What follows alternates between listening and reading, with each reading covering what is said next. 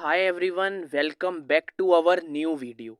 आज हम एक ऐसी टेक्नोलॉजी के बारे में बात करने जा रहे हैं जो कि हमारे ब्रेन से इंस्पायर्ड हुई है, जिसको हम आर्टिफिशियल न्यूरल नेटवर्क के नाम से जानते हैं। इसको हम शॉर्ट में ANN भी कहते हैं। तो अगर आपने हमारे चैनल को सब्सक्राइब नहीं किया है तो सब्सक्राइब कर लीजिए। चलिए वीडियो को स्टार्ट करते हैं। तो जो आर्टिफिशियल न्यूरल नेटवर्क का टर्म है वो बायोलॉजिकल न्यूरल नेटवर्क से लिया गया है, जो कि एक ह्यूमन ब्रेन के स्ट्रक्चर को डेवलप करती है। ह्यूमन ब्रेन में जैसे न्यूरॉन्स एक दूसरे से जुड़े रहते हैं, वैसे ही आर्टिफिशियल न्यूरल नेटवर्क में भी न्यूरॉन्स होते हैं जो नेटवर्क के अलग अलग लेयर्स में एक दूसरे से जुड़े हैं।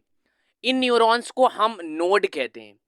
ये नेटवर्क मशीन लर्निंग का बेसिक पार्ट है, जो डेटा सेट से कुछ ना कुछ सीखते हैं और उसके हिसाब से अपने आप को अडेप्ट करते हैं। अब बात आती है कि ANN काम कैसे करता है। देखिए, आर्टिफिशियल इंटेलिजेंस की फील्ड में जैसे मशीन ह्यूमंस के बिहेवियर्स को मिमिक करने की कोशिश करती है, वैसे ही ANN ह्यूमन ब्रेन को मिमिक करने की कोशिश करता है। इसमें बेसिकली 3 स्टेप्स होते हैं। फर्स्ट है इनपुट्स, सेकंड है नोड, थर्ड है आउटपुट। इसमें कुछ बायोलॉजी टॉपिक्स हैं जिसको समझना ज़रूरी हो जाता है, तो मैं कुछ बातें बता दे रहा हूँ इनके बारे में। पहला वर्ड आता है डेंड्राइट्स। देखिए, डेंड्राइट्स न्यूरल सेल के एक इम्पॉर्टेंट पार्ट होते हैं, जो कि न्यूरॉन्स के स्ट्रक्चरल कंपोनेंट्स होते हैं। ये न्यूरॉन्स को सेल बॉडी से निकालते हैं और सिग्नल्स को न्यूरॉन तक पहुंचाने का काम करते हैं। दूसरा टर्म आता है सेल न्यूक्लियस। सेल न्यूक्लियस एक यूकैरियोट सेल का एक इम्पॉर्टेंट पार्ट है। ये सेल का कंट्रोल सेंटर होता है और जेनेटिक मटेरियल्स यानी कि DNA को कंटेन करता है। नेक्स्ट आता है साइनेप्स। साइनेप्स एक न्यूरॉन से दूसरे न्यूरॉन या एक इफेक्टर सेल्स जैसे कि मसल सेल के बीच का जंक्शन होता है। यहाँ एक न्यूरॉन का इलेक्ट्रिकल या केमिकल सिग्नल दूसरे न्यूरॉन या इफेक्टर सेल तक ट्रांसफर होता है।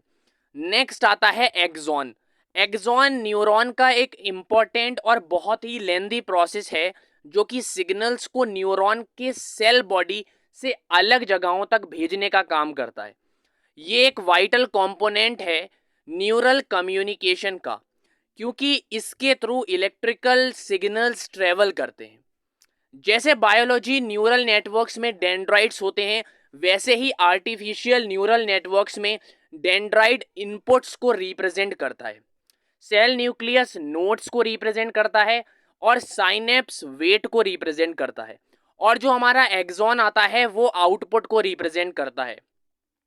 इनपुट प्रोग्रामर से कुछ ना कुछ डेटा लेता है और फिर उसको नोड्स में ट्रांसफ़र करता है, जहाँ पे हिडन लेयर्स और कॉम्प्यूटेशंस होते हैं, और उसके बाद फाइनली आउटपुट हमें मिल पाता है।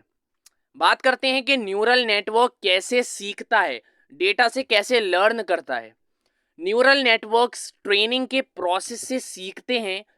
ट्रेनिंग में इन नेटवर्क्स को डेटा दिया जाता है और फिर इनके इंटरनल पैरामीटर्स को एडजस्ट किया जाता है ताकि सही से प्रिडिक्शंस हो पाएं।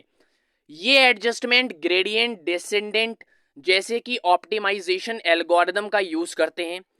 इस तरह से इन नेटवर्क्स को कंटिन्यूअस इम्प्रूवमेंट की ज़रूरत होती है और वो एक्यूरेट प्रिडिक्शन बनाने में माहिर हो जाते हैं, जिससे कि ये इमेज रिकॉग्निशन से लेकर लैंग्वेज ट्रांसलेशन तक कई काम करते हैं। चलिए ANN के कुछ एडवांटेजेस की बात कर लेते हैं। देखिए, ANN एक बहुत ही ज़्यादा सेंसिटिव होते हैं और ये वेरियस टाइप्स के डेटा पैटर्न्स को सीख लेते हैं। ये नॉन लीनियर रिलेशनशिप और कॉम्प्लेक्स पैटर्न्स को भी कैप्चर कर सकते हैं। सेकंड आता है पैरेलल प्रोसेसिंग। ANN एक साथ बहुत सारे कैलकुलेशंस को पैरेलल तौर पर कर सकते हैं, जिससे उनका प्रोसेसिंग स्पीड बढ़ जाती है। ये फीचर्स उन्हें बिग डेटा और कॉम्प्लेक्स प्रॉब्लम्स में काफ़ी इम्पोर्टेंट बनाते हैं। थर्ड आता है फीचर एक्सट्रैक्शन। ANN ऑटोमेटिक रूप से फीचर्स को एक्सट्रैक्ट कर सकते हैं। इससे कुछ टास्क जैसे कि इमेज रिकॉग्निशन में हेल्प मिलती है, क्योंकि ये अपने आप रिलेवेंट फीचर्स को समझ सकते हैं। नेक्स्ट आता है self learning. ANN self learning capability रखते हैं, जिसका मतलब है कि ये एक्सपीरियंस के थ्रू बेहतर हो सकते हैं। उन्हें ट्रेनिंग डेटा के मीडियम से सीखने की कैपेबिलिटी मिलती है, कैपेबिलिटी ऑब्टेन हो पाती है। कुछ इसके डिसएडवांटेजेस की भी बात कर लेते हैं। पहला आता है डेटा रिक्वायरमेंट। ANN को सही तौर पर ट्रेन करने के लिए बहुत सारा डेटा चाहिए होता है। अगर डेटा सेट छोटा हो तो ओवरफिटिंग या अंडरफिटिंग जैसी प्रॉब्लम्स आ सकती हैं। नेक्स्ट है कॉम्प्लिसिटी। ANN का आर्किटेक्चर और ट्रेनिंग प्रोसेस कॉम्प्लेक्स हो सकता है, जिसका मतलब है कि उन्हें समझना और इम्प्लीमेंट करना काफ़ी मुश्किल हो सकता है एक नॉर्मल इंसान के लिए। नेक्स्ट आता है ओवरफिटिंग। ANN को ओवरफिटिंग का खतरा होता है, यानी कि ये ट्रेनिंग डेटा के लिए बहुत ज़्यादा ऑप्टिमाइज हो जाते हैं और नए डेटा के लिए कम यूज़ होते हैं। ट्रेनिंग टाइम की बात कर लेते हैं।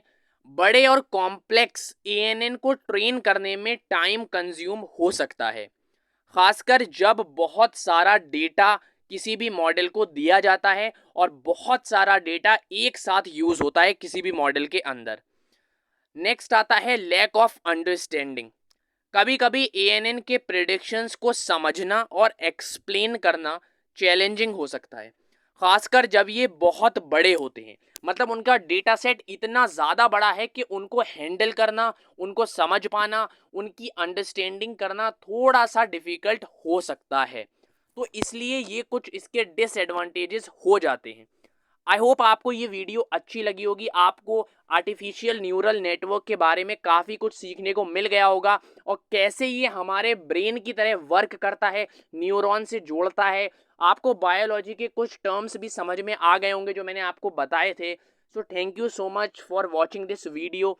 सब्सक्राइब कर दीजिए हमारे चैनल को, वीडियो को लाइक कर दीजिए, वीडियो में कमेंट करके बताइए अगर कोई भी आपको इसमें दिक्कत लगी हो। Thank you so much for watching this video. Have a nice day. मिलता हूँ आपसे जल्दी एक नेक्स्ट वीडियो के साथ।